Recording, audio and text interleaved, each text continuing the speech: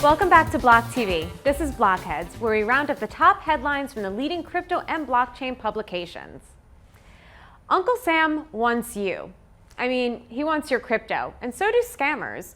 So Cointelegraph starts us off with scam IRS letters trying to trick cryptocurrency users to pay up.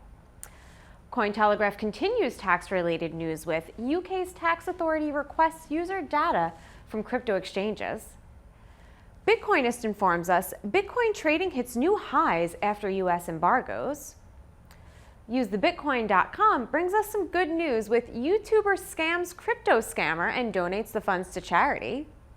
And News BTC brings us the drama surrounding the Pomp and Squawk Box with Shame on You. Shark Tank judge tells Bitcoin bull Pompliano.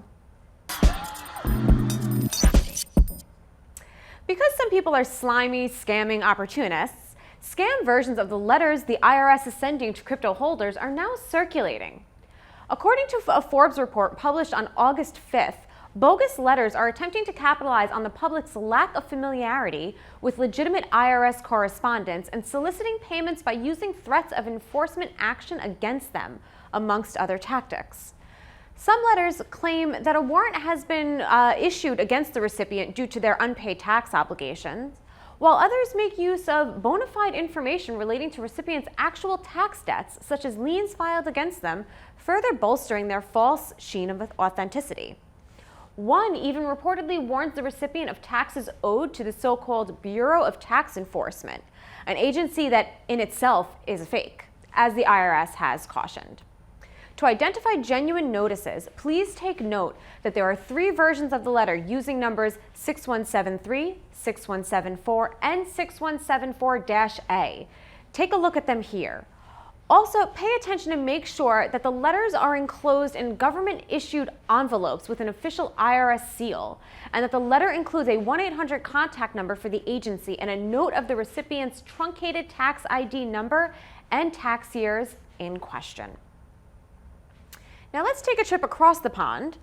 It seems as if the UK's Tax Payments and Customs Authority, Her Majesty's Revenue and Customs, or the HMRC, has taken a leaf out of the IRS's book and is reportedly requesting that crypto exchanges provide them with information about customers' names and transactions, aiming to identify cases of tax evasion. According to the article, industry sources said that the agency has sent letters to at least 3 crypto exchanges in the UK, including Coinbase, eToro, and CEX. HMRC is reportedly aiming to cooperate with crypto exchanges in a bid to identify individuals who evade taxes. According to the cited sources, the agency will probably only go back 2 or 3 years, which means that the individuals who went into crypto very early on in 2012 and 13 will not be affected, which does make the UK's initiative different from the IRS's. So I guess even in the midst of Brexit, it still pays to be a UK citizen ahead of a US one, maybe.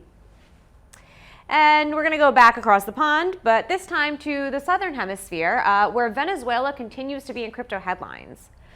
US President Donald Trump has just imposed a total economic embargo against the country, and as a result, Bitcoin price is currently trading at almost $1,000 premium in VES on P2P trading platforms. Local Bitcoins and trading volumes have skyrocketed to record-breaking highs. The latest U.S. expansion of sanctions further aggravates the economic crisis in Venezuela, as the country is already suffering from hyperinflation.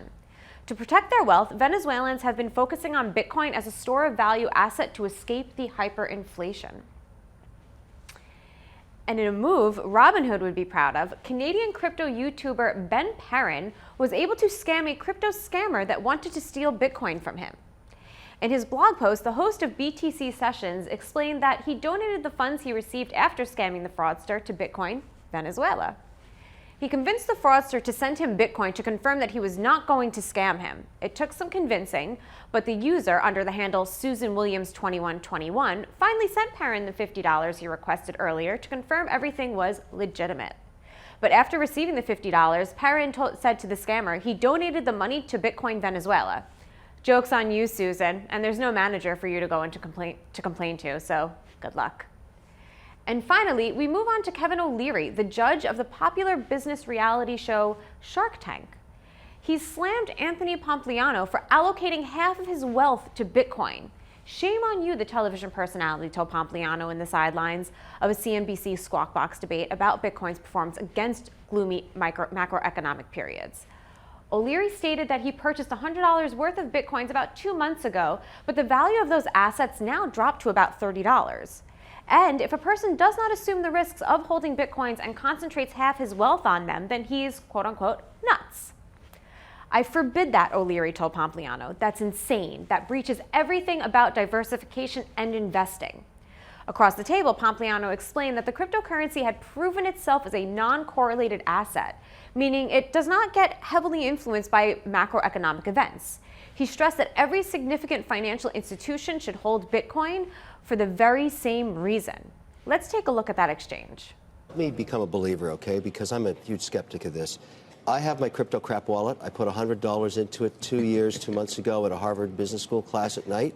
It's worth $30.62, primarily because all the other crap, Ethereum, XRP, Bitcoin Cash, Litecoin, Stellar Luminous, blah, blah, blah, blah, blah. What happened to all that stuff? If this is really such a great idea, why is there only one Vegas game working? Yeah, well, look, I'll save you a lot of headache, right? I'm here to talk about Bitcoin. Bitcoin's the most important, and that's the only one that you should focus on. And the reason is, we are now entering a position where it's actually irresponsible for institutions to not have exposure to this asset. And the reason is their job is to find assets that actually can provide non-correlation to the rest of the markets, especially in times of global instability where there's likely to be market drawdowns. Bitcoin is providing that. It's data. It's just math, right? It's not personal opinion. It's not somebody else's opinion. The math suggests that it is non-correlated to negatively correlated to major asset classes. How much of your own dough is in it? Yeah, over 50% of my net worth is in Bitcoin, and I don't plan to sell it. I forbid that. That's insane. You forbid that? That breaches everything about diversification and investing. That's crazy. How much of your net worth is in the stock market? In any one stock, never more than 5%. In any one sector, never more than 20%. I teach this stuff. You never go beyond concentrations of that nature. 50%? Shame on you. That's nuts. And but the assumption being that what happens here for you? Yeah. So again, because it is a scarce asset, what you're essentially looking at is the global adoption has to continue to occur, and it's a fixed supply. It's just supply and demand economics. And I personally believe that humans will continue to trust software. Oof, that was rough. But now the Pomp is turning that exchange to be in favor of Bitcoin, as he believes it's insane to not hold Bitcoin as part of your portfolio. Thanks for joining us. Stay tuned for more breaking news and updates right here on BLOCKTV.